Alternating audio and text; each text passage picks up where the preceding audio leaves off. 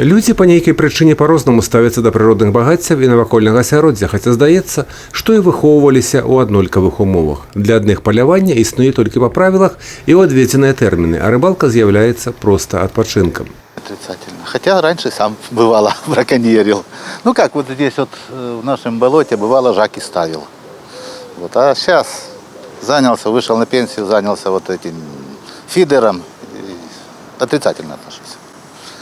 Я за то, чтобы вот так вышел, посидел, порыбачил, отдохнул. Нормально. Отдых. Только отдых. Поймал, не поймал, неважно. Ну, конечно, лучше, когда поймал, но и так вот, чем дома сидеть возле телевизора, то лучше вышел на берег, подышал свежим воздухом. Ну, они или бедные, что им не хватает чего-то на жизнь, или просто наживо. Просто, ну как, жадность. Окунях Сколько? 9 штук.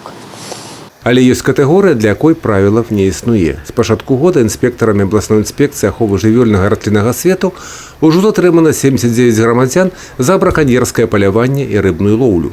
9 з іх пазбаўлены паляўнічых білетаў, узбуджана 23 крымінальныя справы, канфіскавана 31 паляўнічае ружжо. І вось літаральна на днях аматары рыбы ў Пінскім раёне зноў налавілі на крымінальную справу. Правда, не вудамі, проста, напэўна, хацелася хутчэй і больш. Для чаго пытанне застаецца рытарычным. Двое жителей Пинского района 4 сетями выловили порядка 27 килограмм рыбы. Ущерб, нанесенный природе, исчисляется 127 базовыми величинами. В настоящее время следственными органами проводится ряд мероприятий по привлечению их к судебной ответственности.